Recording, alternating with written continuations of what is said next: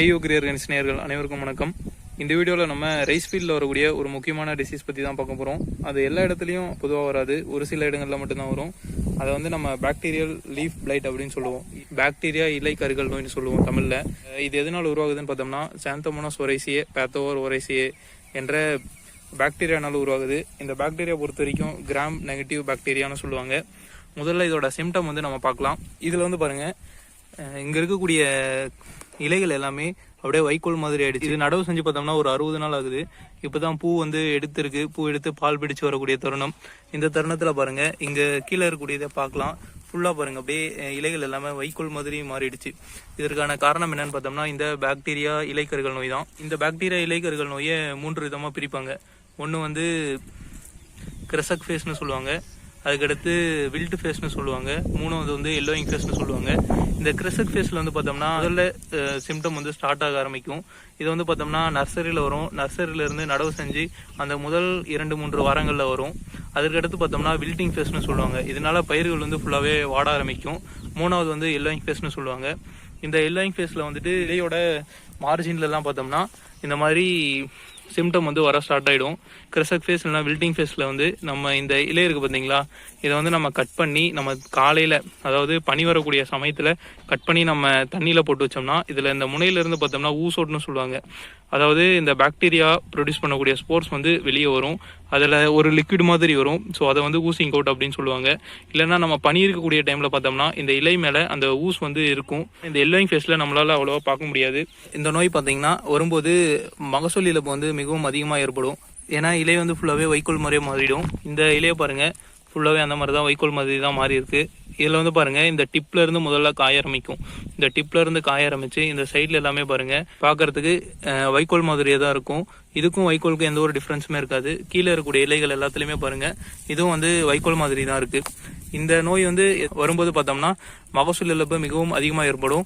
அது மட்டும் இல்லாத வரக்கூடிய கதிர்லையும் இந்த மாதிரி புள்ளிகள் வந்து அதிக அளவில் ஏற்படும். இந்த கதிரில் பாருங்கள் புள்ளிகள் வந்து அதிகமாகவே இருக்குது. இந்த இலையில் இருக்கக்கூடிய சிம்டம் வந்து பார்த்தோம்னா கிரசக் ஃபேஸ்னு சொல்லுவோம். அதுக்கப்புறம் இந்த மாதிரி வந்துடுச்சுன்னா நம்ம இதை எல்லோயிங் ஃபேஸ்னு சொல்லுவோம். நெக்ஸ்ட் இந்த நோய் எதனால பரவுதுன்னு பார்த்தோம்னா காற்று மூலியமாகவும் பரவுது, விதை மூலமாகவும் பரவுது. இந்த விதையில வந்து இந்த நோய் தாக்கம் ஏற்பட்டுச்சுன்னா இதே நம்ம அடுத்த சீசனுக்கு யூஸ் பண்ணும்போது இந்த விதை மூலமாகவும் இந்த நோய் வந்து அடுத்த வயலுக்கு வந்து பரவுறதுக்கான வாய்ப்பு அதிகமாகவே இருக்கு. இப்போ நம்ம இந்த இலையை தொட்டுட்டு பக்கத்தில் இங்கே இருக்கக்கூடிய இன்னொரு இலையை நம்ம தொடும்போது கண்டிப்பாக இந்த இலையில் இருக்கக்கூடிய இந்த பாக்டீரியா இந்த இலைக்கும் பரவும். இதனாலையும் இந்த தாக்கம் வந்து ஏற்படுது. இதை வந்து நம்ம எப்படி மேலாண்மை செய்யலாம்னு பார்த்தோம்னா முதல்ல நம்ம வந்து விதை சிகிச்சை அளிக்கணும். நம்ம எதனா ஒரு ஸ்ட்ரெப்டோமைசின் டெட்ராசைக்ளின் இந்த மாதிரியான எதனா ஒரு ஆன்டிபயோட்டிக் வந்து நம்ம விதை கூட கலந்து நம்ம விதை நேர்த்தி செஞ்சு நம்ம விதைகளை விதைக்கலாம். இல்லைனா ஹாட்டர் ட்ரீட்மெண்ட் பண்ணலாம். அதாவது 54 டிகிரி செல்சியஸ் கொதிக்கும் தண்ணியில் ஒரு கொஞ்ச நேரம் ஊற போட்டிருந்து அதுக்கப்புறம் நம்ம விதைகள் வந்து நம்ம சோப் பண்ணலாம். உடலில் வந்து நம்ம எதனா ஒரு டேமேஜ் ஆச்சுன்னா, ஒரு புண்ணு எதுனா வந்துச்சுன்னா அது மூலியமாக எப்படி நோய்கள் பரவுமோ அதே மாதிரி இந்த இலையை வந்து இந்த மாதிரி கட் பண்ணுறதுனாலையும் கண்டிப்பாக இந்த நோய்கள் வந்து இலைகளுக்குள்ளே போகிறதுக்கான வாய்ப்பு அதிகமாகவே இருக்குது. அதனால நம்ம இந்த நாற்று நடக்கூடிய சமயத்தில் அந்த இலைகள் வந்து நம்ம கிள்ளி நாற்று நடுறதை நம்ம வந்து தவிர்க்கணும். அதுக்கப்புறம் தேவையான அளவு மட்டுமே நம்ம தலைச்சத்தை கொடுக்கணும். அதுக்கு எக்ஸஸாக நம்ம எதுவும் கொடுக்கக்கூடாது. இந்த நர்சரியில் இருக்கக்கூடிய டைம்லேயே ஸ்ட்ரெப்டோமைசின் டெட்ராசைக்ளின் இந்த மாதிரியான ஆன்டிபயோட்டிக் எதுனா நம்ம ஒரு டைம் ஒரு ஸ்ப்ரே கொடுக்கலாம். அப்படி நம்ம ஸ்ப்ரே கொடுக்கும்போது அந்த நோய் வராமல் நம்ம வந்து தவிர்க்க முடியும்.